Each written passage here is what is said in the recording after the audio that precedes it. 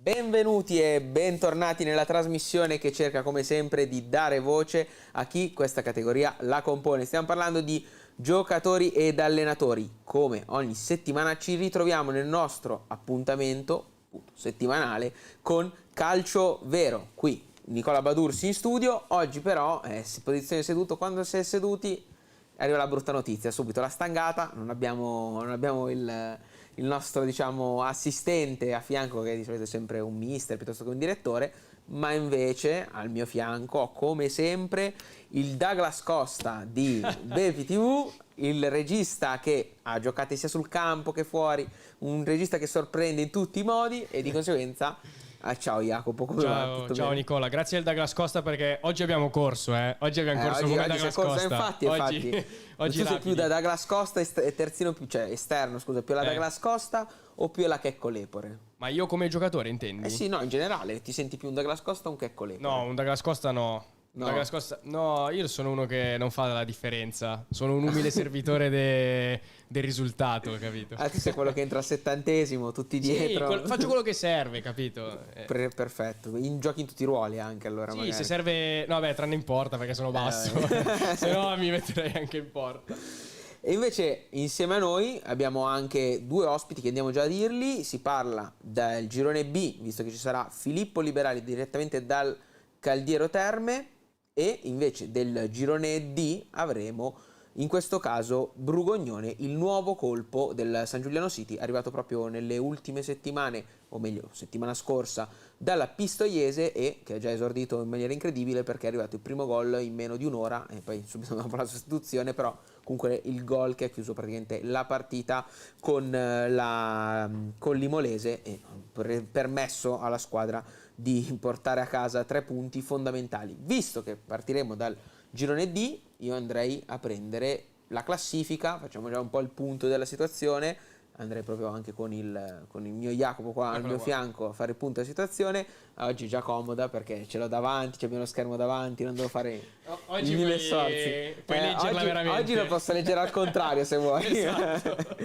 Lentigione 42, Desenzano 40, Pistoiese 37, Prosesto e Piacenza 36, Cittadella Vismodena 32, Pro Palazzolo 29, Rovato Vertovese 26, Progresso 25 col San Giuliano City, ricordiamo sempre complice anche la penalizzazione di 3 punti, Crema 24, Sant'Angelo 22 e poi inizia la zona bassa, la zona caldissima della classifica, anche se poi il Sant'Angelo è già lì perché 21 è il Sasso Marconi, 20 la Correggese, 16 l'Imolese, 15 la Trevigliese, 11 Tropical Coriano e 6 il Tutto Cuoio.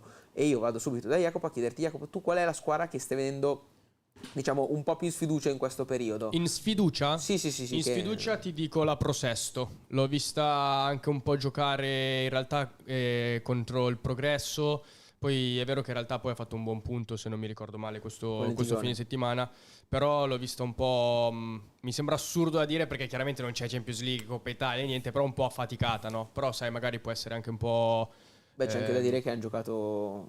per loro scelta, però hanno giocato un martedì e domenica che comunque... No, sì, ma anche la partita con il Progresso, l'ultima del girone di andata, li avevo già visti un po' più affaticati. Poi magari è semplicemente un'impressione, o può essere anche il campo pesante e giocare contro squadre che magari fanno fanno meno fatica Vabbè, sul campo sì, pesante, sì. cioè un po' più affini, quindi magari queste cose qua, però se devo dirti Magari una rosa un po' corta. ti dico la Pro Sesto. Posso buttare lì? Beh, no, perché comunque hanno perso anche Manicone, che era la punta di riserva. Perché è vero No, che no. Banfi sta facendo un campionato straordinario. Manicone comunque è più che un usato garantito, si può dire sotto tutti i punti di vista, che è tornato alla Varesina, dove 2 anni fa avevano sfiorato poi il sogno promozione Impresa. insieme ad Orellana e ora c'è la possibilità di rifarsi, anche se l'obiettivo è totalmente differente. Però sicuramente Mister Spilli conosce bene il centravanti e di conseguenza è un binomio, non dico perfetto, ma sicuramente collaudato. Funzionante, ecco, quantomeno collaudato, funzionante. collaudato. E te invece ti rigiro una domanda. Se devo dire la mia, in questo momento io vedo... Allora, vabbè, l'Imolese ha avuto un tracollo incredibile. Questo però è un dato di fatto e ormai secondo me non so quanto si possa anche riprendere perché inizia ad essere anche un po' i punti di distacco. E proprio le prestazioni anche se sono poco convincenti, però quella che vedo un momento di sfiducia la vedo un po' peggio, secondo me è Sant'Angelo, perché 22 non sono molti, soprattutto le 2 partite, ripeto, come abbiamo detto anche forse di Time, le 2 partite che hanno giocato adesso erano secondo me delle sfide in cui bisognava guadagnare punti sulle dirette avversarie, perché erano Trevigliese e Sasso Marconi, facevi 6 punti anziché 2, Certo. creavi un bel gap, Sì. cioè stavi tranquillo, anche perché poi andare non è il classico girone tipo nel B, ogni domenica è molto equilibrato come girone, un sacco di pareggi, pochissime squadre che vincono con tanto vantaggio, basti pensare all'ultima giornata, l'unica squadra che ha vinto con più di 2 gol di scarto, sono 2 squadre hanno vinto con più di 2 gol di scarto, è stato Castellanzese Breno 0-2, che poi in realtà c'è stato... Cioè, vabbè, la partita sfortunata per la Castellanzese tutti... No, scusate, ho sbagliato perché era 2 settimane fa Castellanzese Breno. Sì. Era Breno Vogherese. E invece Folgore Caratese Villavalle 3-0, che è stata l'unica, se non mi sbaglio, perché con la nuova Sondrio che sta rinviata, è stata l'unica che è finita con più di un gol di scarto. Più di 2 gol di scarto, sì. Non 1-0, 2-1 o pareggio, semplicemente. E invece nel girone D, secondo me, per andare a fare il punto della situazione, trovare, cioè battere la grande è veramente un'impresa, cioè non è una partita diciamo che può essere fatta di episodi, di momenti, cioè battere la Pistoiese, battere il Piacenza, battere il Desenzano, lo stesso Lentigione o la Prosesto, non capita quasi mai, infatti hanno perso pochissime partite. Tutte Allora da adesso inizio. Nicola facciamo così. Ti faccio vedere la classifica di nuovo, anche se la Sì. conosci a memoria. Sì, Ok. sì, no, E ti chiudo gli faccio, occhi adesso, e ti faccio tanto tre loro non lo domande. vedono, Ti però. faccio 3 domande sul girone D. E poi Ok. dopo riproponiamo anche per il girone B. Va Ok. bene, va bene. Allora, vedendo la classifica, secondo te, dato che hai detto del Sant'Angelo adesso, Sant'Angelo, Crema e San Giuliano rischiano veramente di essere risucchiate nei playout? San Giuliano, per quello che ho visto e per cosa dice la classifica, perché San Giuliano dovrebbe essere 2 posizioni sopra quello che è effettivamente, ti dico di no a prescindere. Il Crema sta sostando lì, però effettivamente fa su, fa giù, alla fine è salvo. È stato partito un po' meglio, ora è una fase di assestamento, però anche l'ultima settimana sono arrivati risultati convincenti, risultati positivi, di conseguenza ni, perché comunque va sempre vista, perché il trend è comunque negativo se andiamo a prendere sul lungo Certo. periodo. Sant'Angelo ad oggi fa i playout, ti dico più sì che no, secondo me. Ah, In questo istante più sì che no, perché quindi vuol dire rimane... che una tra Sasso Marconi e Correggese uscirebbe, tra virgolette, dal... secondo me è più la Correggese tra le due, se ne dovessi Ok. dire una, ma io credo che Sant'Angelo possa ancora riprendersi, però alla fine abbiamo parlato per mesi del problema grosso del Sant'Angelo, che è la punta che manca. Passano le settimane e la punta non arriva. Anzi, è andato via quello che faceva i gol. No, quindi... vabbè, è andato via Mariani, ma non tanto che è andato via Mariani, ma hanno ricomprato altri giocatori di spessore, perché anche l'ultimo centrocampista che è arrivato dal Chieti, che comunque doveva fare un campionato di tutt'altro livello quest'anno, si trova in una realtà nuova, vera, una realtà, però è un centrocampista, e alla fine poi gira e rigira, il problema è sempre lo stesso. Ora è vero, c'è da dire che è arrivato Mister Vullo, poi magari Mister Vullo vuole giocare con, diciamo, altre idee tattiche, anche se poi a Cambadù l'anno scorso ha fatto una stagione incredibile. A mia memoria era una bella pertica, nel senso non era quel centravanti piccolino, ecco, sicuramente. L'altra domanda è, ti rimando sempre la classifica Sì. per fartela vedere, il Piacenza secondo te può ancora veramente ambire a vincere il campionato? Sì, Sì? secondo me sì. Beh, 6 punti non sono tanti contando che c'è ancora tutti gli scontri diretti di mezzo. A parte io non mi aspettavo la risposta di sì. a parte quello col Desenzano, però tutti gli altri scontri diretti di mezzo ce li ha tutti. Prosesto no, quello che ha appena giocato. No, il Piacenza sì, il ritorno con la Prosesto deve ancora farlo. Ah sì? Sì. No, può essere. Sì, perché sì, no, devo ancora giocare. Sì, Piacenza ha giocato Cittadella Vismodena Ah sì, e Desenzano e Desenzano. Cittadella, certo. e perciò si deve ancora farlo. Secondo me sì, è ancora presto. Lì credo da Piacenza in su, cioè quelle 6 lì, no, quelle 5 lì che si stanno portando avanti da inizio stagione sono ancora tutte in bagarre. Ora chi più chi meno, quello sicuramente, però sono ancora tutte in bagarre. Logico, se dovessi dare una percentuale adesso al Piacenza darei il 5%, non di più, onestamente. Non so te, Jacopo, tu cosa gli daresti? No, io avrei detto di no in realtà. No, Io avrei. perciò 0%, proprio schiantato il Piacenza. Sì, è che mi sembra che ci siano comunque davanti tante squadre. È vero che è un discorso che per la Pistoiese fino a settimana scorsa valeva uguale, invece oggi è a -3 dal Desenzano, che è una partita dal Lentigione. Quindi poi alla fine ogni domenica gli equilibri cambiano e le classifiche si muovono e le opinioni si spostano, ecco, diciamo così. Però non so, secondo me sono 5 squadre, un po' di punti e poi comunque dipendi sempre un po' dai risultati degli altri. Quello è vero, però è la condizione dove chiaramente la squadra che vuole vincere non si vuole mai ritrovare. no, infatti, però è un momento della stagione in cui tu hai la possibilità di dire vabbè, io le vinco tutto, ho vinto il campionato, cioè banalmente. Certo. Perciò fino a quando è ancora è vero, è praticamente impossibile, cioè è un dato che per sì, però ci sono tantissimi punti a disposizione, tu dici no, letteralmente se fai il calcolo, cioè se le vince tutte Piacenza da qua a fine campionato, vince il campionato, perché poi tutti gli altri sono comunque scontri diretti, certo, anche tra di loro, perciò chi se vince una perde l'altra. E per ovvi motivi, se il Piacenza vince tutte, vince il campionato. Probabilmente. Matematicamente. Sì. Ma logicamente non. Cioè, logicamente è difficile, è complesso, infatti per quello gli darei un 5%.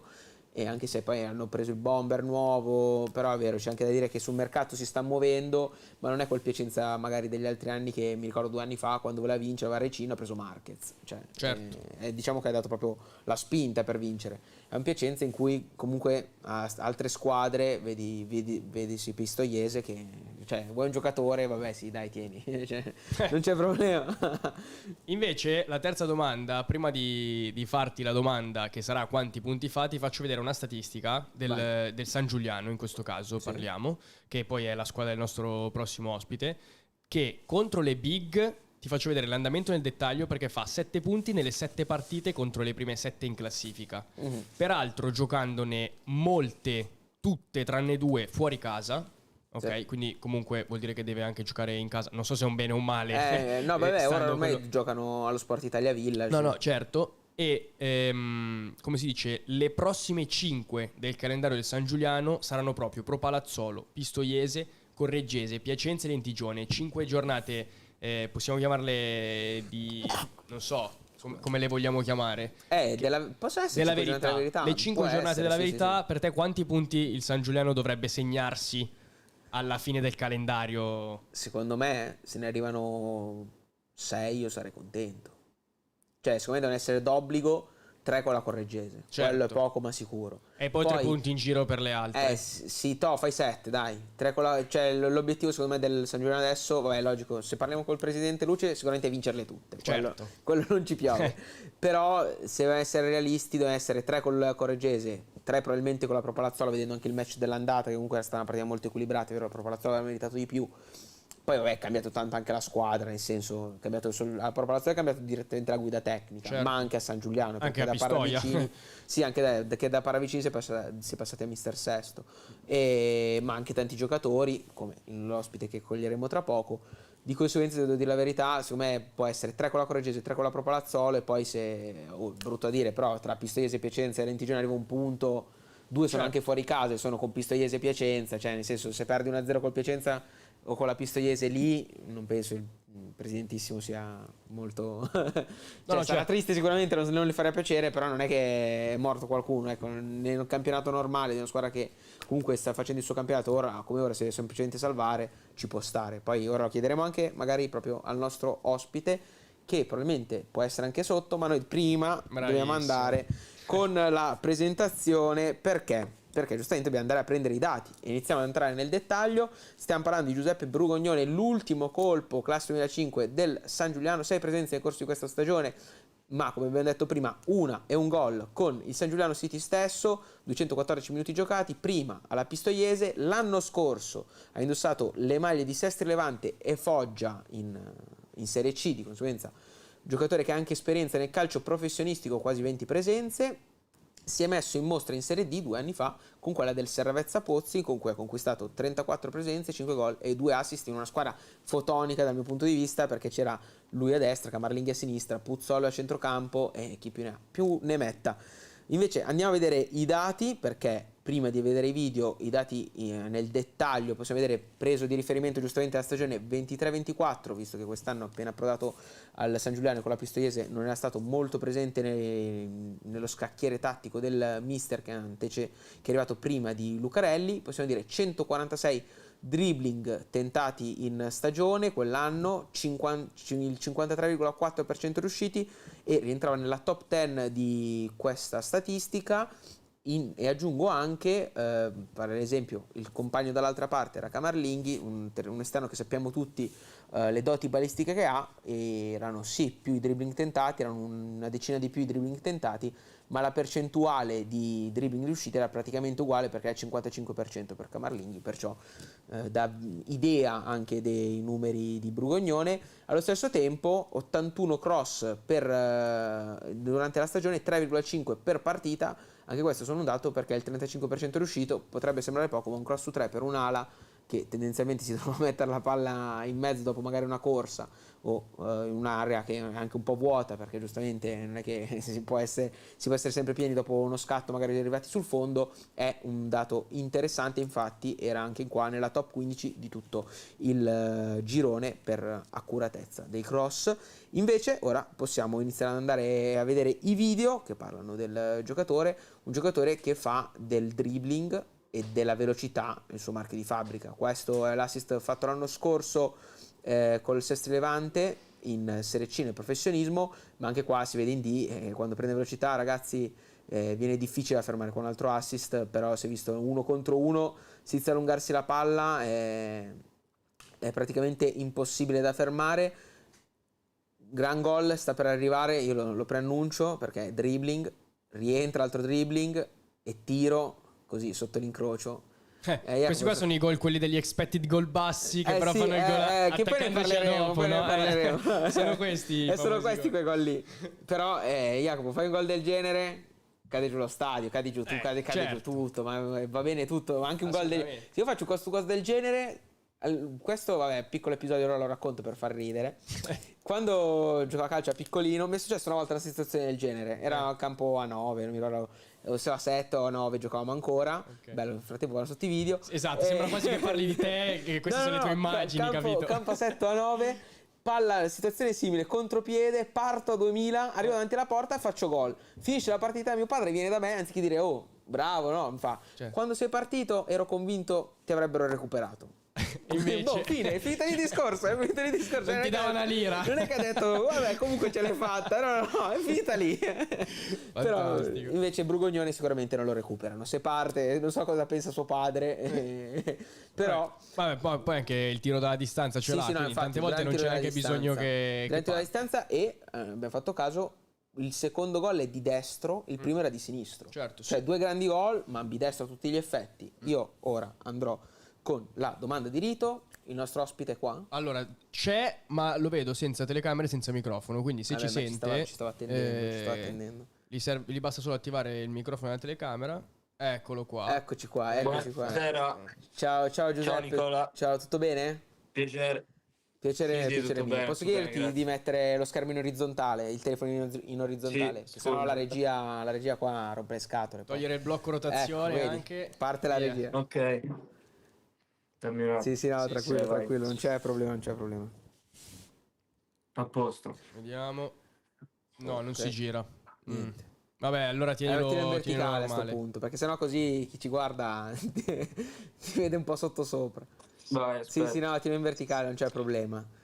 Detto questo, io ti chiedo prima di tutto come va, tutto a posto? Eccolo ecco, qua. perfetto. Vai, ora. Ok, ora perfetto. Ok. Io ti chiedo come va, come ti stai trovando in questa nuova esperienza. Bene, alla grande.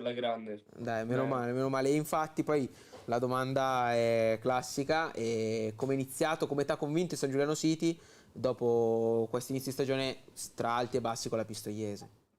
Allora, come hai detto tu prima, io diciamo che a Pistoia il minutaggio non era quello che inizio stagione comunque speravamo io e i miei procuratori. Bloccato. No, adesso dovrebbe tornare, penso. E anche l'Empoli, che è la società a cui sono legato. Mm. E ora... No, sì, si vede che è sì, andato sì. via un attimo la connessione, dovrebbe essere tornata, però vai pure, Giuseppe. Mi sentite? Sì, sì, sì, sì, ti sentiamo. Magari ogni tanto si blocca. Mi sentite? Sì, ma secondo me ora è in ritardo. Sì, sì, ma... Dice- niente. Sì, sì. Diciamo che il minutaggio... Eh, Vai. Diciamo che il minutaggio che diciamo, cioè, mi hanno dato non era quello che speravo a inizio anno, né per me né per la società a cui appartengo. Pronto? secondo me, allora io lo dico, secondo me conviene che... Esca e rientra. sì, perché Proviamo, se secondo me volete si è creato quel proviamo. delay, però sa tipo 20 Sì. secondi di delay. Di No, conseguenza... di meno. Va bene, comunque Dici sì, di meno adesso tu? lo Niente. facciamo uscire Ma e sì, lo sì, recuperiamo facciamo di un po' nuovo. di... Facciamo un po' di... Siamo in diretta, bello della diretta. sì. E A noi spegniamo. piace questa, Via. Ok. Via, fuori, cartellino rosso. Via, visto. Siamo pronti noi. Vai, ora rientrerà subito. E detto questo, però io ti chiedo... Adesso non sappiamo cosa No, dire. no, Adesso no, io ti chiedo, io c'ho una domanda. avevi preparato anche... Sì, io no, preparo ma sei un tutto. professionista. Io ti chiedo, perché la mia curiosità è questa. Sì. Una squadra come la Pistoiese, Mm. che ha un talento del genere, perché non è... Ora, vabbè, non si valuta un talento per 3 video, quello Certo. non ci piove, però anche per i dati, anche per quello che ha fatto, è palese. Io ti chiedo a te, prima di tornare da lui, ti chiedo come fa Mi una squadra del sentite ora? genere... Sì, ti sentivo bene, ti sentiamo. sentivo bene. Come fa una squadra del genere... Io non ho il wifi qua in casa, quindi magari a volte potrebbe saltare la connessione. Non è un Sì, problema. sì, no, ma non c'è problema, è che prima secondo me si era bloccato un attimo e si è creato un po' di delay tra quello che dicevamo e quando lo Ok. sentivi. E niente, sto dicendo, una squadra come la Pistoiese come fa a gestire tutta la situazione con tutti questi giocatori? Tu fossi direttore sportivo della Pistoiese, Jacopo, cosa faresti? Allora, partiamo dal presupposto che non sono il direttore sportivo e quindi non ti so rispondere. No, vabbè, però poi tante volte secondo me può essere anche una cosa di il giocatore all'interno di che contesto si trova, chi gioca in quel ruolo, il modulo, come arriva in condizione. Adesso non sto dicendo il suo specifico Sì, caso, sì, no, però no, tante volte immagino che ci sono delle cose dietro che chi non la vive, chi sta fuori potrebbe magari non sapere banalmente. Per no? me è un numero esagerato di giocatori e basta, infatti si vede che magari, ogni 2 certo. minuti li cambiano, però vabbè. E invece tornando da te Giuseppe, ti chiedo Sì. appunto di riprendere un po' da dove eri. Noi eravamo rimasti, puoi ripetere tutta la risposta perché ti abbiamo perso un po' Sì, subito. Un po' allora io dicevo che inizialmente questa stagione diciamo non è partita col piede giusto sicuramente, perché a Pistoia sono arrivato tardi, fine agosto, quindi praticamente fine della preparazione, inizio campionato, e quindi diciamo che ho avuto difficoltà inizialmente a entrare nelle dinamiche soprattutto del mister e della squadra. Poi sono stato anche sfortunato perché a inizio settembre ho accusato un fastidio alla gola che poi si ripercuoteva anche nella parte destra del polmone e quindi purtroppo sono stato 8 giorni in ospedale e mi hanno dato 1 mese e mezzo di stop. Ah. E quindi questa stagione è iniziata col piede giusto. Poi sono rientrato a Pistoia e come avete detto prima, la concorrenza era alta, è alta, quindi trovare spazio comunque in un ruolo che ho fatto e non ho fatto, perché io comunque nasco da esterno alto, a Pistoia dovevo giocarmela come quinto, quindi di centrocampo nel 3-5-2. E quindi non è stato sicuramente facile entrare nei meccanismi della squadra. Poi avevo un rapporto, continuo ad avere speciale con i miei ex compagni, però a malincuore dovevo comunque guardarmi intorno e trovare un'altra soluzione. E la soluzione che mi è piaciuta da subito e di più era questa qua, è stata questa qua del San Giuliano. Già il presidente, il direttore comunque mi hanno chiamato da metà novembre e io avevo dato la mia disponibilità, quindi mi hanno accolto benissimo e mi hanno fatto sentire davvero, davvero a casa ed era quello che mi serviva e che mi serve per riscattarmi. Io Quindi queste sono le motivazioni per la quale ho scelto San Giuliano. Ok, infatti ti chiedo subito, ma quali sono gli obiettivi di squadra? Se non so se poi giustamente quando sei arrivato avete parlato da novembre, avete visto anche un po', magari visto anche punti per realizzazione, comunque è una situazione che è andata in evolversi molto rapidamente e ti chiedo quando sei arrivato quali sono stati gli obiettivi che ti ha prefissato un po' la società, ecco. Allora, sicuramente la società, come hai detto tu prima, se parli col presidente, per lui è vincere tutte le partite. Quindi questo è l'obiettivo principale. Poi è ovvio che ci sono squadre ovviamente più attrezzate, che hanno speso di più e che quindi noi dobbiamo raggiungerle in qualche altro modo. Sicuramente mettere qualcosa in più perché siamo tutti ragazzi giovani. Se tu vedi l'età media della squadra praticamente è di 21 anni, quindi più o meno hanno tutti la mia età, chi più grande e quindi sicuramente penso che ce la metteremo tutti in ogni partita per fare più punti possibili. Poi vinciamo 2 partite di fila e ne perdiamo 2 di fila, sicuramente non ci sono le pressioni che c'erano a Pistoia e questo secondo me è anche un motivo per crescere, un motivo per far bene tutti assieme. Perciò riprendendo la tabella di prima, non so se ce l'hai a portata di mano Jacopo. Sì, ma non riesco a fargliela vedere. Beh, comunque Ok, la posso vabbè, mandare lo e le stesso. prossime 5 partite che sono praticamente con tutte le big, Palazzolo, Pistoiese, vabbè, poi c'è la Correggese di mezzo, Piacenza e Lentigione, ti chiedo quanti punti vorresti fare. Poi per me le vincerei tutte, farei 5 gol in queste E partite, allora ti però cambio la domanda, ti dico per 9 firmi? 9 punti in 5 Sì, partite? quelle nelle prossime 5. No, no, Ok, no. Io vabbè. penso che secondo me potremmo fare qualcosa in più. Ok, perfetto, perfetto. Perciò hai il tuo tabellino, diciamo, è la tua, tipo le... Sì, non è una cosa a cui penso, Sì, cioè sì. generalmente la vivo partita dopo partita e penso che questa squadra sarà in grado di fare più di 9 punti, Ok. perché sicuramente la posizione in cui ci troviamo non è tra virgolette veritiera, anche perché ci hanno tolto 3 punti e sembra poco, ma comunque 1 o 2 posizioni in questo campionato, soprattutto nella seconda parte di stagione, penso che Pesa. fa assai. Sì, sì, sì, pesano, pesano. E infatti era, la cosa che volevo fare era tipo, si è già fatto le tabelline, le classifiche, tipo quelle della Juve, delle rimonte che giravano qualche anno fa sui social.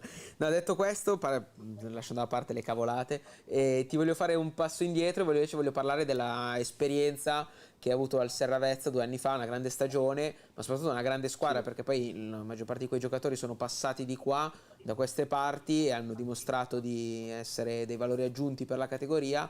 Però ti chiedo a te semplicemente di fare un po' un punto su quella stagione che è stata la prima stagione davvero protagonista tra i grandi, come ti sei trovato sì. e che annata è stata. Allora io l'ho sempre detto a Seravezza, per me ci ho trovato una famiglia, perché anche i grandi, comunque mi ricordo quando fu 2 anni e mezzo fa, mi hanno accolto davvero bene, poi io non conoscevo nessuno, quindi venivo in prestito dall'Empoli. Ti dico che sono arrivato con un po' di timore perché avevo paura a lasciare la primavera e andare in Serie D, perché comunque mi ero sempre rapportato con i miei compagni di squadra, 16-17 anni, e quindi avevo paura a lasciare le mie abitudini, anche Empoli, che è stata una città nella quale mi sono trovato benissimo, però alla fine, grazie al mio vecchio procuratore, anche all'Empoli stesso e alla mia famiglia, ho deciso di prendere questa scelta e ti devo dire che per me è stata la scelta giusta e che è la scelta che consiglio a qualsiasi ragazzo che comunque vuole andare in prestito in D, o scusami, vuole fare la primavera 1 e magari ha qualche richiesta di D, io consiglierei sicuramente di andare in D, perché trovi gente più grande, trovi vari meccanismi, magari vivi il calcio vero, trovi le tifoserie, trovi le pressioni, trovi i primi stipendi, quindi sicuramente ti fa crescere. E queste sono state, diciamo, le sensazioni che mi hanno portato a scegliere Seravezza e mi sono trovato davvero bene. E invece poi, passando all'anno successivo, ti chiedo, sei arrivato nei professionisti, com'è stato il primo approccio prima al Sestri, che poi sono state anche due piazze totalmente differenti, perché sia vero Sestri comunque ha una cornice di pubblico, a inizio anno avete anche giocato lì a Marassi, che sicuramente fa un certo effetto, però in generale poi sei andato a Foggia, che diciamo è tutta un'altra Sì, situazione, perciò ti chiedo che stagione è allora stata, io che stagioni sono state lì nei professionisti. Sì, io diciamo che andare nei professionisti non è stato così, tra virgolette, spaventoso come quando ho cambiato passare dalla primavera a una prima squadra. Perché comunque già, ti ripeto, avevo avuto a che fare con i grandi, mi ero fatto il mio campionato, ho fatto le mie presenze, la mia esperienza, quindi diciamo che ci sono andato un po' preparato, però ovviamente lì il gap tecnico si alza, si alzano le aspettative, hai a che fare con con compagni che hanno giocato in campionati importanti e quindi sicuramente non è facile trovare spazio e fare bene. Però anche lì a Sestri Levante, in qualsiasi società, mi sono trovato davvero, davvero bene e fin da subito accolto benissimo. Poi per vari motivi, per varie motivazioni, cambio di allenatore e robe varie, ho voluto cambiare, anche perché il minutaggio non era quello che speravo e quindi sono andato a Foggia. E a Foggia, diciamo, ho respirato un'altra aria perché c'è differenza proprio a livello di pressione di tifoserie. Cioè il calcio lo vivi anche fuori dal campo, non solo in campo. E quindi è stato un anno che mi è servito tanto per crescere caratterialmente sicuramente e anche a livello tecnico e tattico. Ti chiedo se hai un ricordo magari proprio dei tifosi del Foggia, un ricordo simpatico anche perché poi si sa che le piazze al sud sono tutta un'altra storia Sì. tendenzialmente. Allora, la tifoseria del Foggia io purtroppo l'ho vissuta in un periodo dove non andavamo come previsto. Però ti posso dire che i primi mesi comunque stavamo lì in quelle posizioni decimi, non in classifica, undicesimi, quindi a cavallo dei playoff. I tifosi li senti, comunque giochi praticamente ogni 2 settimane davanti a 5-6 mila persone e lo stadio diciamo che era praticamente mezzo vuoto, cioè lo stadio del Foggia pieno arriva anche a 20.000 persone, quindi li senti, si fanno sentire non solo dentro il campo, anche fuori dal campo. Sicuramente emozionante. Il ricordo più bello che ho di Foggia è quando sono entrato a 10 minuti alla fine contro il Benevento, praticamente 2 giorni dopo essere arrivato. Ho fatto un mezzo assist per il 2-2. C'ho dei video lì che c'è proprio l'audio, senti i tifosi come se fossero accanto al cellulare. Quindi, quindi è davvero emozionante, soprattutto io che l'ho vissuto in campo, anche dopo la partita, è davvero bello. Quindi ti chiedo anche come, diciamo, come stai vivendo questo che poi è stato un ritorno in Serie D dopo una stagione che è assaporati i professionisti e come si torna a lavorare, diciamo, con la stessa etica, sapendo che comunque sia stato fatto un passo indietro, magari poi per farne anche due in avanti, sia chiaro, però Sì. bisogna sempre assimilare, ecco, magari anche un po' la botta di essere stati rimandati, passami il termine. Sì, sicuramente il mio obiettivo è chiaro, è quello di ritornare tra i professionisti, però a volte bisogna fare queste scelte perché avevo bisogno di ripartire, di rimettermi in gioco e quella di Pistoia inizio anno non era una scelta, cioè non era una scelta sbagliata a mio avviso, perché comunque lo sappiamo tutti, è una squadra che punta a vincere il campionato, aveva bisogno degli under sugli esterni e quindi potevo trovare spazio e trovare minutaggio e riscattarmi. Poi è andata come è andata, ma io non mi faccio le colpe, non do le colpe a nessuno. Purtroppo il calcio è anche questo, quindi è ovvio che, come ho detto prima, ho dovuto un po' capire la situazione e fare le mie scelte. La scelta di San Giuliano penso e credo che mi permetterà di fare bene, di continuare a lavorare, anche perché ci sono tutti i mezzi per farlo. E chissà, magari l'anno prossimo di ritrovarmi tra i professionisti. Perfetto. E Dico, ma mi invece... sa che ho sbagliato. Vai, vai.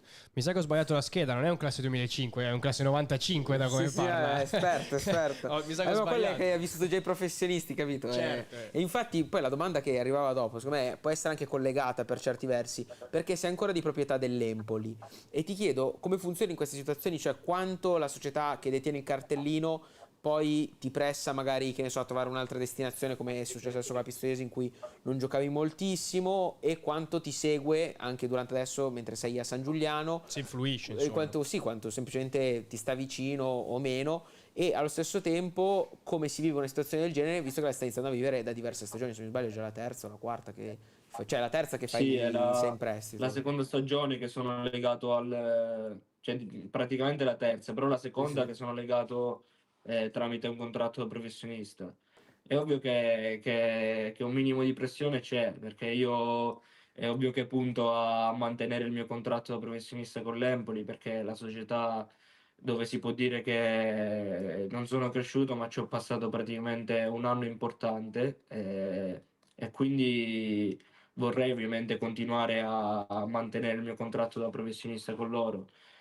Poi ovvio che penso che mi seguono dai piani alti e io ce la metterò tutta, farò del mio meglio per un giorno arrivare in prima squadra Empoli. Perfetto. Ora invece arriva il grande momento televisivo del botta e risposta. Perciò sono domande rapide, classiche un po' cose diciamo da social, da TikTok, ma anche un po' stupide magari per certi versi. E niente, partiamo subito. Perciò partiamo con la multa più clamorosa che hai preso o ha preso un tuo compagno. Qua è l'unica che puoi andare lungo, vorrei raccontare anche la storia perché è sicuramente divertente. La multa? Sì, Allora, la multa più clamorosa è il primo giorno a Sestri Levante, discorso del mister, io di fretta perché non ricordo per quale motivo, comunque sono arrivato in spogliatoio quasi l'ultimo, avevo fatto tutto, poi sono uno molto preciso che mi devo sistemare le scarpe, le calze prima dell'allenamento, ma mi ero dimenticato di staccare il cellulare. ok. Al primo discorso del mister, il 12 di luglio, mi è suonato il cellulare in spogliatoio e quindi ho preso la multa. Quanto è più salata la multa dei professionisti rispetto a quella della Serie D? No, quello poi dipende da Ah, come si mettono d'accordo i compagni, ah, sì, ok, sì. ok, ok, meno male. Poi, Camarlinghi o Tremolada? Non lo so, non te lo so dire per ora. Eh, A livello di... cioè per ora ho visto giocare bene Camarlinghi, quindi ti direi per ora Camarlinghi, poi magari Tremolata in queste 5 partite stupisce tutti e fa 10 gol, magari, me lo auguro. sì, sì. Canolo Cantucci? Cannolo. Ok. E invece chi è il calciatore che conosci che si veste peggio? Non te lo chiedo San Giuliano perché sei appena arrivato, mi pare poco carino. Riccardo Sciortino. Ok. Invece l'esordio con la maglia dell'Empoli quando sarà? Spero l'anno prossimo. Quale squadra vince il girone D? Per il bene che voglio ai miei compagni, la Pistoiese. Il San Giuliano City può arrivare nelle prime sette? Sì. E per la Serie C, secondo te, quest'anno devi segnare quanti gol?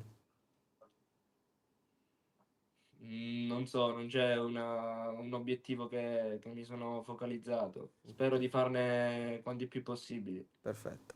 La rosa più forte in cui hai giocato? Foggia. E calciatore a cui ti ispiri?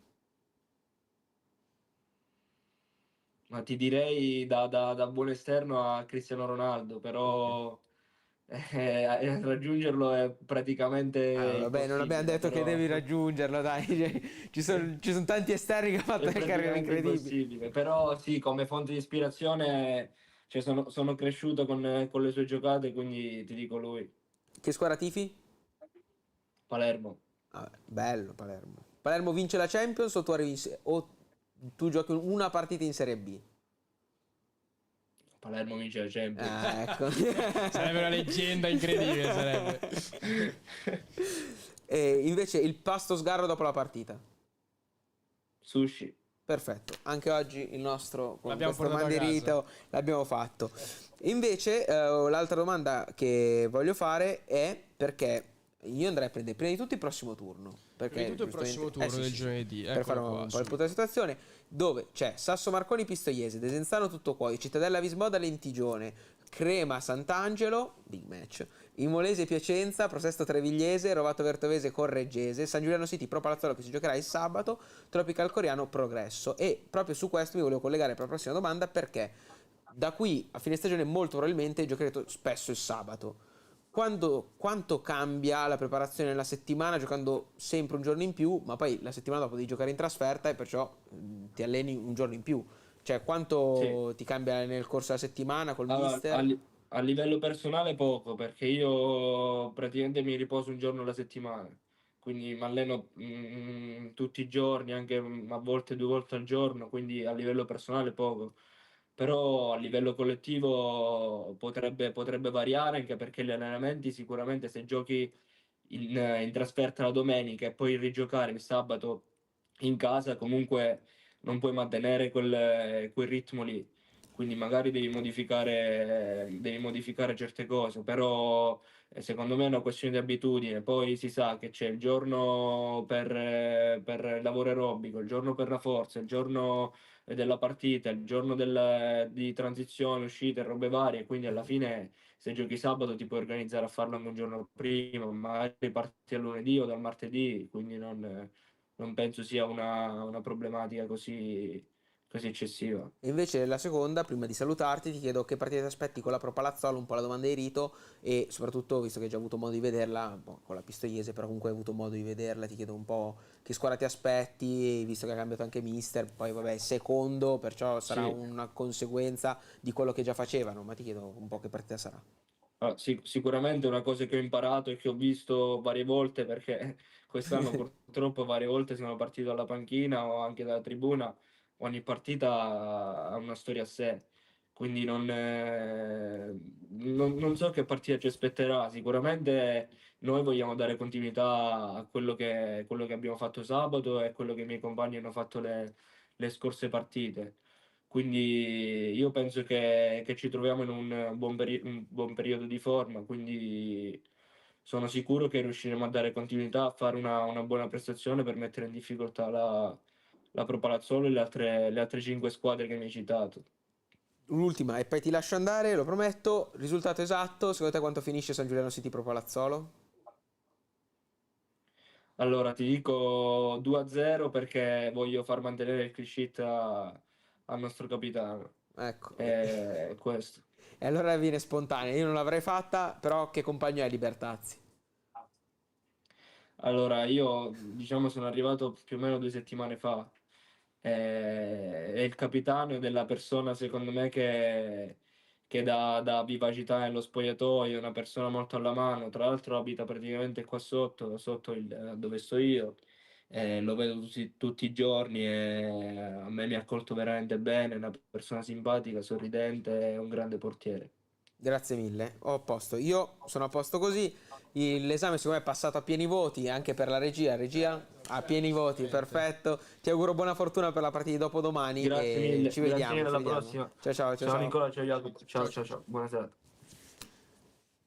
Complimenti, complimenti perché classe 2005 No, ma veramente, sembrava un sì, sì, sì, giocatore sì, quasi esperto. al Sì, tramonto della carriera. però non è che puoi sbagliare a rispondere a Foggia, sappiamo che No, il clima lì non certo, è certo. Allora, dei più comunque ti do tranquilli. un avviso di servizio Sì. che il prossimo ospite, l'ho visto un po' entrare e uscire, potrebbe avere dei problemi di connessione. Ecco. Ok? Vabbè che abbiamo tanti di quei focus oggi. Ah, quindi possiamo andare avanti Oggi anche tutto il giorno. siamo- Però Sì, allora, era un avviso, un intanto avviso. sì, noi iniziamo piano piano, mettiamo da parcheggio girone D, iniziamo a prendere il girone B. Esatto. E andiamo perciò con la classifica. Facciamo anche questo bel gioco di parole.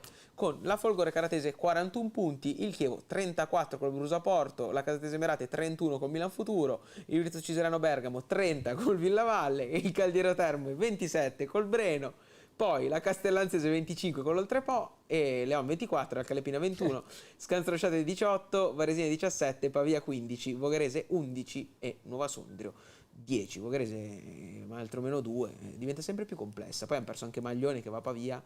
E la domanda è per me, cioè da me a te, non so se hai visto tutti i nuovi colpi del Pavia. La domenica dopo hanno giocato titolari, sempre. Secondo te Maglione giocherà titolare domenica? Facciamo di sì, dai. Ok, perfetto. Scusa se mi dici che tutti sono sempre stati così. Ne hanno comprati, da quando è arrivato il direttore Rasa, ne hanno comprati 7 o 8 di giocatori nuovi. Forse questo è il nono. Buttati nella mischia, tutti così, giocatori subito. titolari, con Minetti, Monza, Ghiozzi, Odalo, Pandullo. Vabbè, ora non li vado a riprendere tutti perché sennò poi mi dimentico, faccio figure. Però un po' me li ricordavo. Curiosa che mentre leggevi la classifica che erano tutti accoppiati, no? Sì, c'è la coppia 31, la coppia 30, la coppia 27 e la coppia 25. Questo è il momento in cui io mi giocherei il primo dei due focus. Il primo dei due focus relativo a? La distanza in classifica, quello che hai studiato tu. Sì, però non c'è la grafica. No, però aveva fatto uno studio incredibile. Ha fatto Jacopo, gli aveva dato merito perché ha preso, questo è un dato che ha annunciato per iniziare a parlare del nuovo giocatore che avremo come ospite, ha preso gli ultimi 10 anni di Serie D, e sappiamo che sono 9 gironi in Serie D, gli ultimi 10 anni tutte le squadre che avevano 7 punti di vantaggio se hanno mai perso il campionato. E in 10 anni tutte quelle che, c'erano molte che non avevano 7 punti di vantaggio, nelle poche situazioni o comunque abbastanza, a parte un anno che c'è in 5 su 9 gironi avevano già vinto, il 22-23 erano più di 7 punti, alcune anche in doppia cifra. Però il dato curioso è che solo 4-5 volte è capitato che una squadra con 7 punti di vantaggio si facesse rimontare. Non è mai capitato, questo è il vero dato, che vincesse poi però la seconda. Esatto, cioè nel senso la distanza tra la prima e la seconda da più di 7 o più punti, la prima non ha mai perso il campionato. Però magari ai danni della seconda. Esatto, però c'è stato per esempio un anno dove la prima era a distanza di 3 punti dalla seconda, ma 8 punti da, in quel caso specifico, fu il Bisceglie. E il Bisceglie poi con 8 punti di distanza alla 20ª giornata dalla prima in classifica vinse il campionato. Cioè il Chievo spera di essere terzo in questo istante. Oppure di essere Bisceglie. No, la questione è che comunque un'altra cosa, se vogliamo tirarci fuori un dato da questa cosa qua, è che poi indipendentemente in realtà da come andrà a finire, e presupponiamo il fatto che possa andare a finire bene, comunque questa condizione di classifica nel quale si trova la Folgore Caratese ai danni del Chievo Verona è una condizione che non capita tanto frequentemente. Quindi già fino adesso comunque è un campionato incredibile. È un campionato incredibile, cioè è una situazione che non capita spesso di essere a più 7 punti alla 20ª giornata di campionato in Serie D in tutta Italia. Douglas Costa si deve dar da fare. Sì, è una notizia incredibile, cioè Douglas Costa in Serie D è una cosa che bellissimo. Oggi sulla pagina Instagram un post con Criscitiello e il presidente del Chievo che giocavano a scacchi, che uno metteva Douglas Costa come pedina, l'altro metteva Lepore. E ha fatto una roba sui social. Seguiteci sui social di conseguenza. BPTV, quanti social ha? Io vedo sempre Facebook perché metto gli articoli sopra. Quanti cosa? Sono follower. Su Facebook sono tipo 35.000. Sì, 30.000 mi sembra una cosa così. Seguiteci anche lì perché giustamente se è giusto così, nel senso, certo. Ci seguono lì. Guarda, appena arrivato adesso forse. Tutto confermato. No, accordo verbale raggiunto con i Veneti. Siete non solo le firme di Douglas Costa. Guarda, aperto su Instagram c'è Douglas Costa con la maglia del Chievo. Douglas Costa al Chievo, ragazzi. Ma che situazione è? No, vabbè, io non vedo l'ora che il Chievo venga al San Contardo di Broni. Perché certo. Farò un panico, è incredibile. È possibile. È possibile che Douglas Costa vada a giocare in Serie D? Sarebbe una vera domanda. È una situazione, vabbè. E io sono di stucco. A sto punto mi aspetto Balotelli l'anno prossimo. Che tanto il presidente è lo stesso. Fa un prestito, ci fa fare Paloschi-Balotelli. Che coppia d'attacco è Paloschi-Balotelli? Con Douglas Costa anche. Con Douglas Costa, vabbè, stai esagerando adesso. A questo punto giochiamo la Champions League, no? Infatti, stai chiedendo troppo. Detto questo, torniamo seri e iniziamo invece a parlare appunto del girone B, come abbiamo fatto. Iniziamo a introdurre quello che potrebbe essere quello che sarà il nostro nuovo ospite, credo. Sì, potrebbe essere, è giusto forse. Filippo Liberati. Calciatore che quest'anno è al Caldiero Terme, classe 2003, 14 presenze, 2 gol e 3 assist, 845 minuti giocati e componente della rosa che sta prendendo spazio partita dopo partita. Esterno atipico perché è molto alto ma dotato di grande tecnica, grande qualità. Vediamo quelli l'anno scorso col Caravaggio, prima partita di stagione clamorosa, ne parlavamo settimana scorsa con Mister Rota perché poi è uno dei suoi fedelissimi, dopo devo portare i saluti di Mister Rota a Liberati. E invece andiamo a prendere anche i numeri di questa stagione nel dettaglio: 4,29 1 contro 1 tentati ogni 90 minuti, top 15 se non mi sbaglio, era 12esimo, 13esimo di tutto il girone, e un buon dato perché comunque come un dribbling 1 contro 1 alla fine, quella era l'idea del dato. 35 passaggi per partita, secondo me è più curioso come dato perché un esterno raramente è così tanto centrale nel gioco di una squadra. 85% anche riusciti, perciò centrale ma anche con nesso, ecco, non solo prendi la palla magari la butta su, ma c'è nesso, si cerca di dare del senso al gioco del Caldiero. Poi andremo anche a vedere come migliorare il gioco del Caldiero perché è il prossimo focus, incredibile. Invece ora inizio ad andare a vedere anche un po' i video, e sicuramente la tecnica è uno dei suoi cavalli di battaglia. Abbiamo parlato appunto passaggi riusciti, anche cross, quando la palla la mette in mezzo così tagliata, io in Serie D il nostro girone vedo pochi esterni mettere le palle così bene, sempre tagliate sul secondo palo, tra difesa, la classica palla, sai, quella che è fastidiosa per il difensore e per il portiere, tra difesa e porta, lui ce l'ha, invece questo è gol perché anche di inserimento è un po' il quinto che tutti vorrebbero, sa mettere la palla al centro, sa farsi trovare al momento giusto, al posto giusto, inserimenti, corsa, tanta corsa, poi anche un gran fisico perché è con più di 1,90, di conseguenza viene difficile arginarlo. E infatti anche qua questo è il gol nei play-out con la Virtus Ciserano Bergamo, play-out sfortunati, ma comunque è un'altra grande giocata, che anche questo era un tiro cross. Qua invece un altro assist, sempre per dare dimostrazione che la palla in mezzo viene messa in maniera egregia da parte di Liberati. Del classe 2003 abbiamo altre qualità, altri replay che fanno notare le grandi giocate di Filippo. E qua vorrei uscire con un altro aneddoto. Non so, tu hai aneddoti sul campo da gioco da esterno? Non ce l'hai in mente che ti partono così? No, che mi venga in mente ora no. Io non ne ho più, qua me lo sono giocato. Io quello mio me lo sono giocato vedendo. Pensavo tu ne avessi uno. No, in questo istante me lo sono giocato prima. Non è che certo, non è quello raccontare tutta la tua vita calciolero. No, vabbè, infatti, poi non è che ho fatto questa carriera incredibile, nel senso, come sempre detto, però una presenza, un gol in terza categoria. Oggi ho rivisto, per concludere, vabbè, ormai siamo in escurso totale. Sì, ormai qua. Ci stiamo divertendo. Certo. E anziché vedere Milan Combo vuoi mettere. Certo. Oggi ho rivisto il mister della mia unica partita in terza categoria. Che è? Mister Palladini del San Rocco. Un mister con cui non ho un gran rapporto. Perché ho giocato una sola partita, vabbè, mi ha tirato fuori, mi ha fatto giocare più, dai, ora nel senso. Vabbè, però ti ha fatto giocare, scusa. Vabbè, ma ho fatto gol, ho ripagato la fiducia. Certo. Gol dopo 3 minuti, cosa devo fare di più, scusa? Ma lui ti ha voluto lasciare così, no, capito? Dice, di più di questo non può combinare. Lasciamolo perdere, certo, che forse è finita con la ciliegina però sulla torta. Mi diceva, ti vedo bene, domenica mai giocato, vabbè. Però ti teneva vivo. Sì, insomma. Non è facile gestire. Questa qua secondo me è la cosa, vabbè, adesso poi, perché stiamo aspettando l'ospite, appena arriva poi inseriamo l'ospite. Questa secondo me è la cosa più difficile che un giocatore non può capire se non è dalla parte dell'allenatore, la gestione di 20 persone, perché il giocatore alla fine pensa si mette le sue scarpe, fa quello che deve fare e pensa al suo posto, no? Ti darei ragione se non fosse che ho fatto panchina anche in situazioni in cui eravamo in 14 convocati. Questa è proprio una polemica comunque profonda. Questa, non ti è andata veramente giù. No, qua proprio per niente. Qua proprio per niente. Ma perché allora parto dal presupposto che il livello medio della squadra era veramente basso. Certo. E siccome in campo meritavi il posto. Facevo la differenza, secondo me. Però vabbè, questo. Eri il Douglas Costa della rosa. No, ero troppo.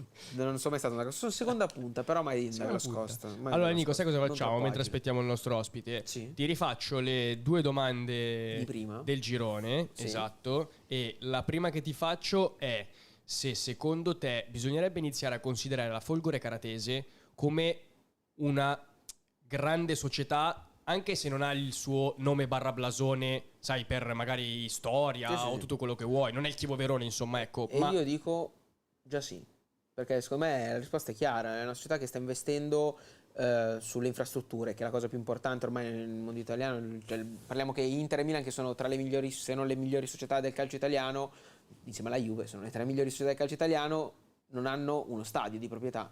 La Folgore Caratese ce l'ha, cioè, secondo me fa capire anche il nesso di quanto stia facendo e investendo bene.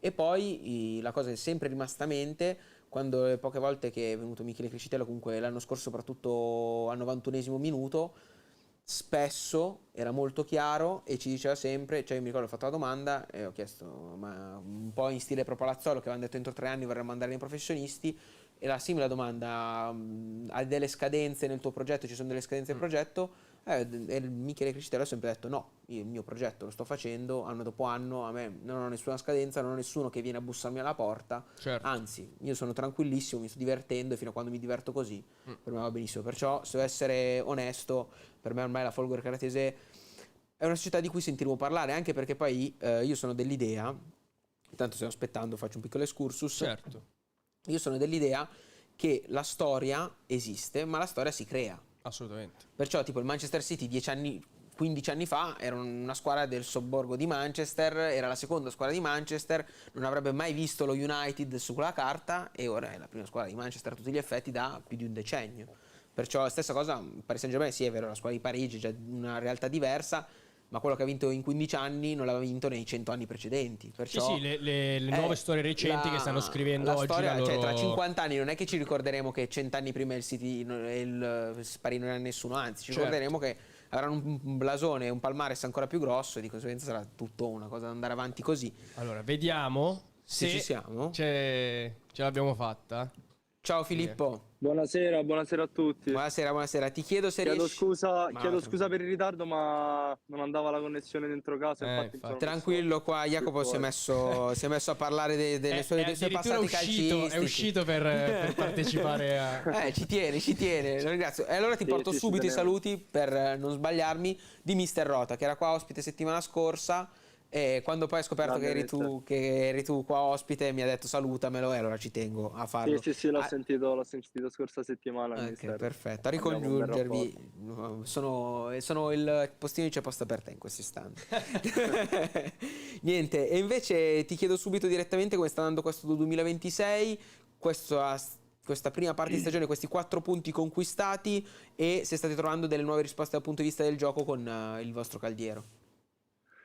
Sicuramente sì, è stato un campionato fino adesso un po' particolare, penso che ci manchi qualche punto in classifica, però appunto sono sicuro che con la forza della squadra, del gruppo e dello staff cioè, questo 2026 partiremo meglio. E infatti l'anno, diciamo, nel corso della della prima parte di stagione, spesso il mister nelle conferenze, anche ascoltando, ha parlato di zona offensiva che doveva prendersi magari qualche responsabilità in più. Il reparto offensivo che andava un po' ha sempre parlato, mi ricordo anche dopo l'Oltrepo, gestendo la comunicazione dell'Oltrepo, ero lì quando parlava in conferenza, aveva parlato di una squadra che offensivamente magari anche quando aveva le occasioni non riusciva mai ad approfittarne o a creare meno e raccogliere un po' meno di quello che si meritava. E dopo i 4 gol in 2 partite, soprattutto la partita col Pavia, che ero lì dal vivo a vederla e avete creato penso 10 palle gol probabilmente, ti chiedo se anche lì è cambiato qualcosa. Sì, sicuramente qualcosa è cambiato, anche perché appunto stiamo creando molto di più e ovviamente eravamo un gruppo completamente nuovo, quindi ci è voluto un po' di tempo per conoscerci, ma appunto sono certo che continueremo così e continueremo a creare tante palle gol e a fare bene a livello offensivo, ecco. Facendo un passo indietro, parliamo ancora del Caravaggio, o meglio parliamo bene del Caravaggio.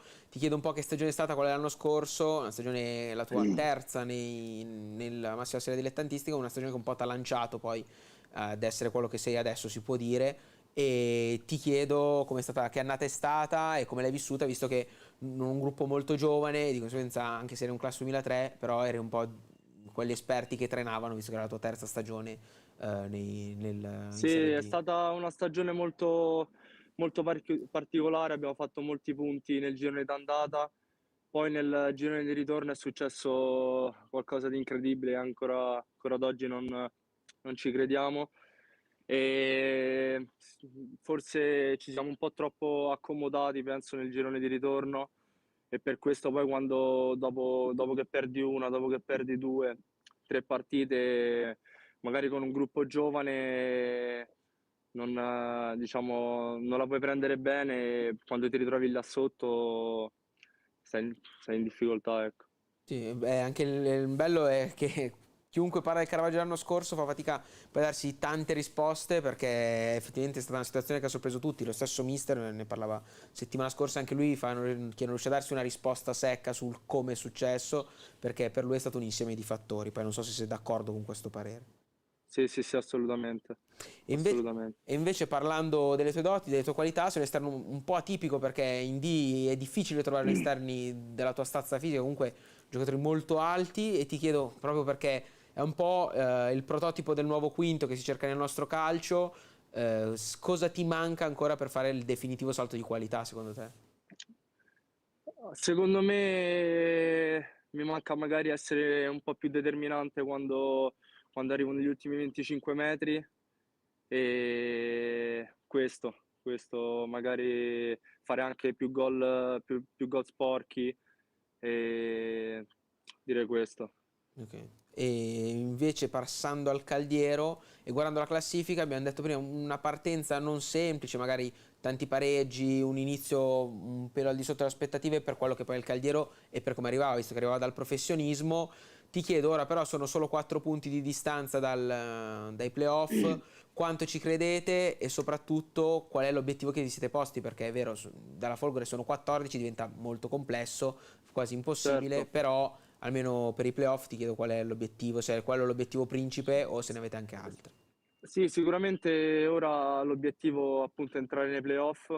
Pensiamo partita dopo partita a fare sempre meglio, e, e i playoff, ecco. E invece se ti dovessi chiedere qual è la squadra che fino adesso ti ha sorpreso di più nel girone? La squadra che mi ha sorpreso di più forse è la Folgore, capolista. Ok. La squadra che a livello di gioco, di nomi, quella che mi ha sorpreso di più. E collegandomi sempre alla Folgore, perché volevo arrivare lì, ti chiedo se l'anno in cui vi siete salvati poi con Mister Melosi e sempre Mister Sì. Rota come secondo, se siete consapevoli di aver fatto quello che si può definire magari un po' un miracolo sportivo, perché effettivamente sono andato a rivedere oggi quella rosa e penso solo 4-5 giocatori attualmente sono ancora in Serie D, poi togliendo un paio, 2 o 3 che si sono ritirati e che hanno fatto anche categorie importanti, però in generale Certo. era una rosa che effettivamente col passare del tempo si è dimostrata, diciamo che ha faticato in Serie D, ma voi avete fatto un'impresa dal mio punto di vista, battendo un Varese che era più quotato forse. Sì, sì, sì, sì. Sì, diciamo è stata un'impresa, anche perché comunque la rosa, sì, simile anche un po' a Caravaggio, rosa giovane, e qualcuno di esperto come Ambrosini. E, però alla fine abbiamo conquistato una grande salvezza appunto in finale, cioè nel play-out con il Varese, e devo dire è stata una bella soddisfazione. Allora adesso possiamo andare con un altro nostro grande momento, il momento del quizzone. Sono 7 domande sulla tua carriera, la carriera dei tuoi compagni, c'è un po' di tutto, ecco, Va un po' un bene, mix. va bene, va bene. 7 su 7 l'hanno fatto solo in due, se ci arriva 7 su 7 poi partecipi allo spareggione finale a fine anno. Va Perciò bene. partiamo subito con quanti sono gli assist che hai refertato in Serie D? Allora, in tutti questi anni o quest'anno? No, sì, da quando giochi in Serie D, nelle tue presenze in Ok, Serie D. allora, eh, Dati Transfermarkt, perché poi l'assist è sempre un po'. Magari per te assist, per qualcun altro no, ecco. ok, e... 7? Giusto. Prima indovinata, prima indovinata. Perfetto. E questa è più semplice, la seconda, perché la prima ho detto che la prima è tosta, la seconda faccio un po' più semplice. E sono due i calciatori che hai avuto come compagni di squadra nelle precedenti avventure e che adesso ti ritrovi in quel di Caldiero. Di chi è che stiamo parlando? Di Federico Zazzi e Massimo Zappa. Giusto. E invece questa, e poi ora invece ritorniamo su come livello. Questa, se dovessimo fare chi vuole essere milionario, sarebbe una domanda, secondo me, da, non dico 1.000.000, ma 500.000, non so se c'è il 500. 700.000 c'era, mi sembra. 700, questa è da 700. Con quanti punti il Caldiero Terme ha conquistato il campionato di Serie D 2 stagioni fa? L'ho detto che è difficile questa. Allora, Dopo rispondo anche io, però non ce l'ho. Sì, sì.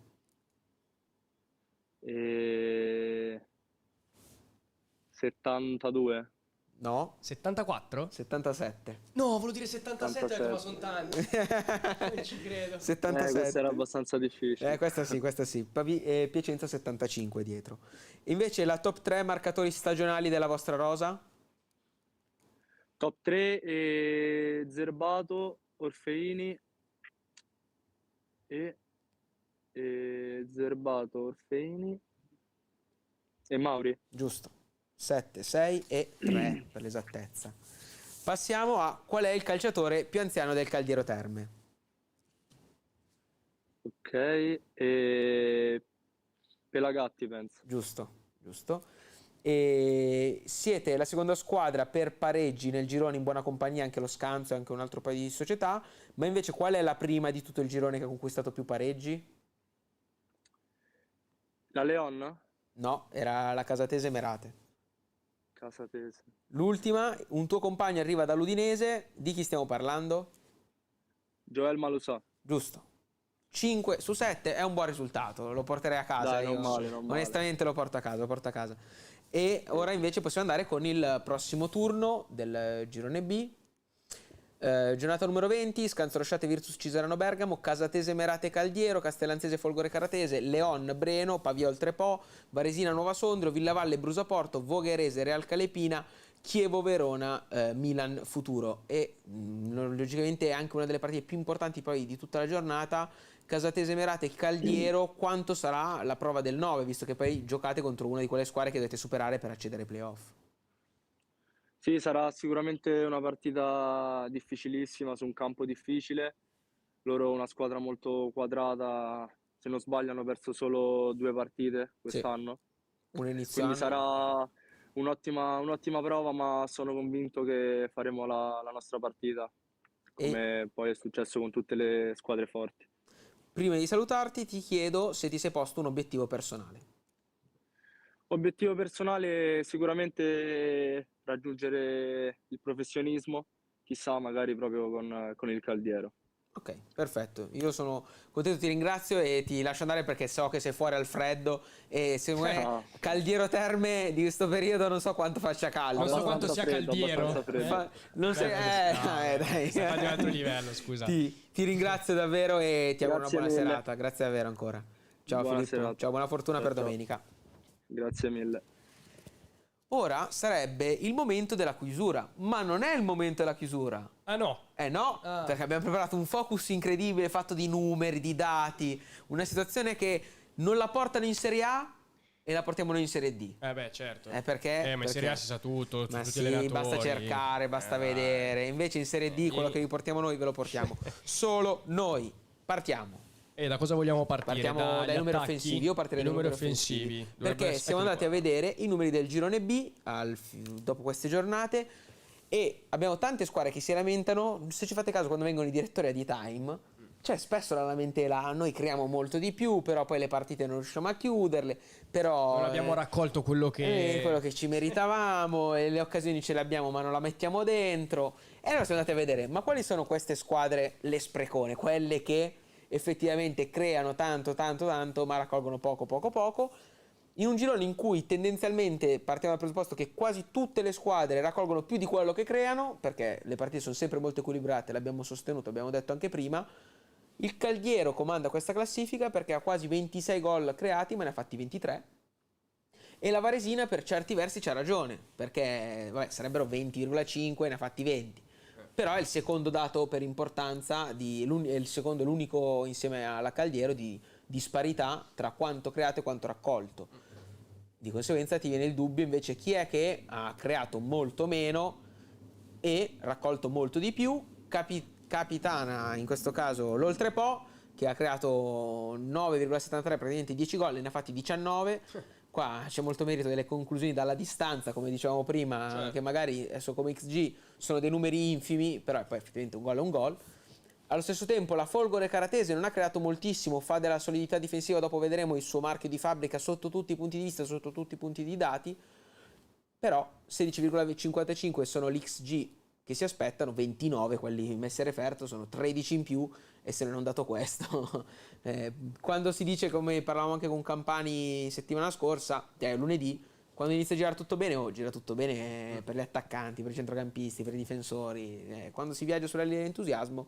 Però anche il Chievo comunque è lì, perché quasi 20 gol creati ma 29 fatti, perciò anche loro hanno raccolto più di quanto si aspettavano. L'ultimo dato secondo me è molto interessante, infatti ci sono due squadre che non sono in cima alla classifica, perché è il dato in cui ogni tiro che queste squadre fanno sono pericolose, perciò in un partito dal presupposto che 1 equivale a gol fatto. Vuol dire che, per un semplice calcolo matematico, il Breno e la Nova Sondrio ogni 7/8 tiri fatti fanno un gol.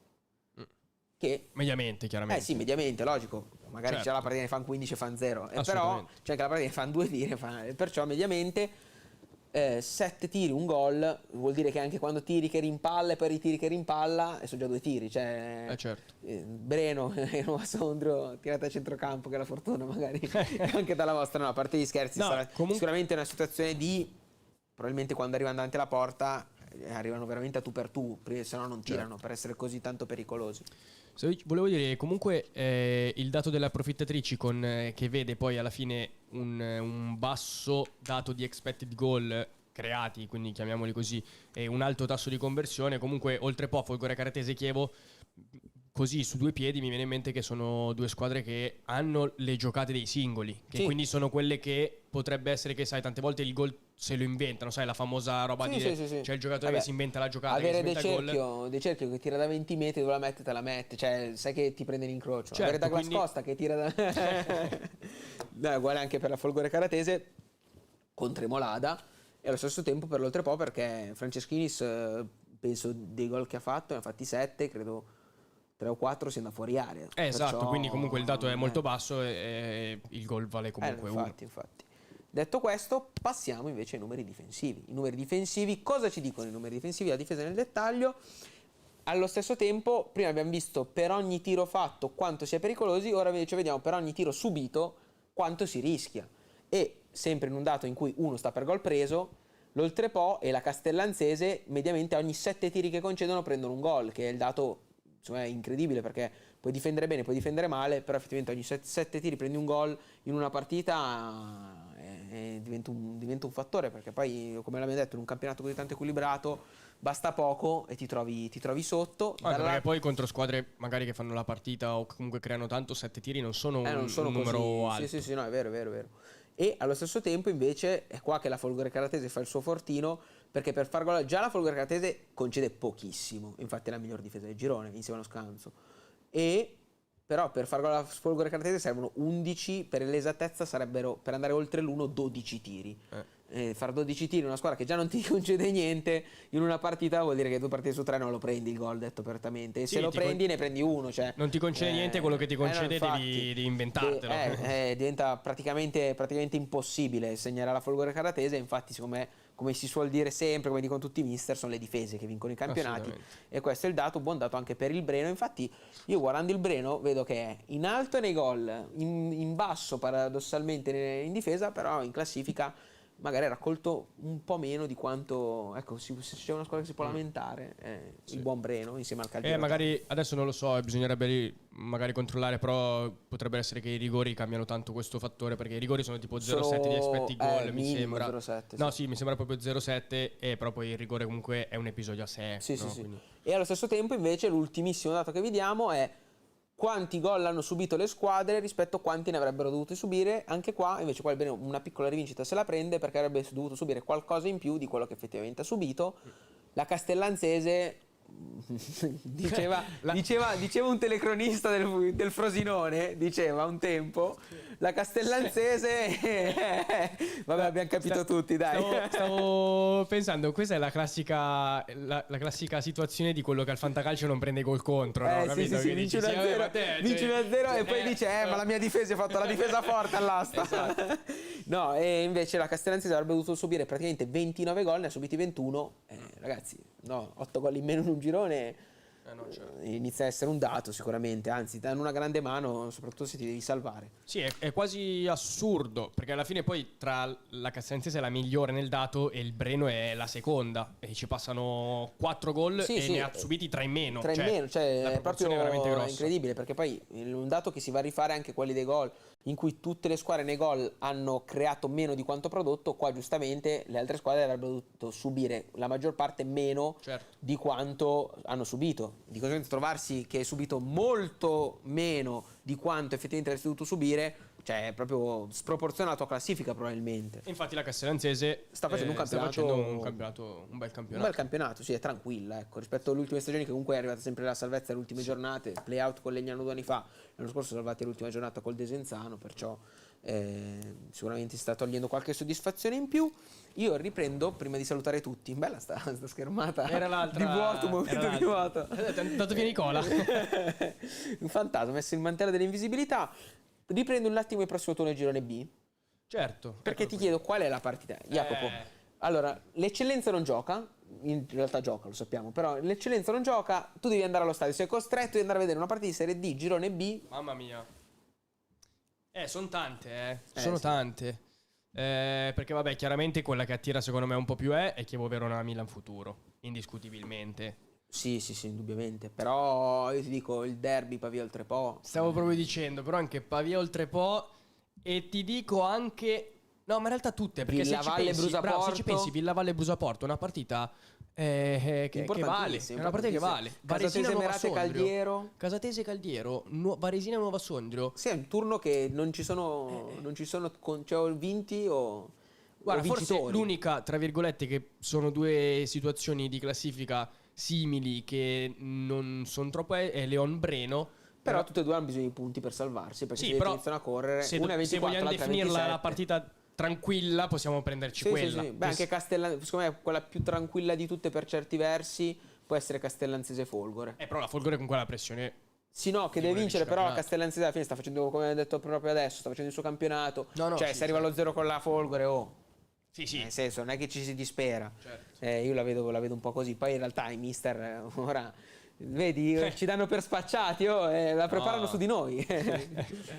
Poi vi Vabbè. mando l'Iban. Detto questo, chiedo se dalla chat c'è qualche richiesta, curiosità. No, arrivavano prima un paio di messaggi, ma penso che poi abbiamo perso il momento perché c'era che andava e tornava la connessione. ok. Quindi E io invece dico che Como Milan, non vi siete, no, vi siete 1-0 persi Como. qualcosa, 1-0 Como, Sì, Kemp. assist di Baturina su gol di Kempf. Baturina, tanto ormai siamo qua 2 minuti. Baturina. perché non gioca Baturina? Ma no, ma era diventato un desaparecidos. Certo. E ora è tornato, gol e assist nelle ultime 2. È tornato un giocatore di calcio. Era un po' tipo il Brugugnone Di turno, il Brugugnone di turno. del Como. E invece per l'ultimo appello lo faccio. A me spiace un sacco che Lazar Samardzic non riesce a trovare spazio nell'Atalanta. Anche questo. Così, ci tenevo a dirlo. Per quanto Sono possa. d'accordo. Io per ce l'ho in un quanto possa- fantacalcio Samardzic, quindi. No, a me spiace perché secondo me è fortissimo. Vabbè, poi tu, essendo dall'Udinese, l'hai vissuto un po' anche No, più io da l'ho vicino. vissuto, quindi- l'ho vissuto nel ma prime. Io ho visto certi gol di Samardzic, Certo. un giocatore che dici questo vince il pallone d'oro. Non sto scherzando, cioè tu vedi gol, No, ne dico importante. 2 o 3, gol contro il Napoli, partita persa 4-5-1 dall'Udinese, fatto un gol incredibile, ha saltati 6. Cioè gol alla Maradona, non sto scherzando. Certo. Gol contro il Lipsia in amichevole, altro gol che è partito e ha iniziato a saltarli tutti. E poi il giorno dopo andò quando doveva andare all'Inter, il giorno dopo lo aveva dato l'Inter, infatti Certo. l'amichevole dopo non si era presentato, vabbè.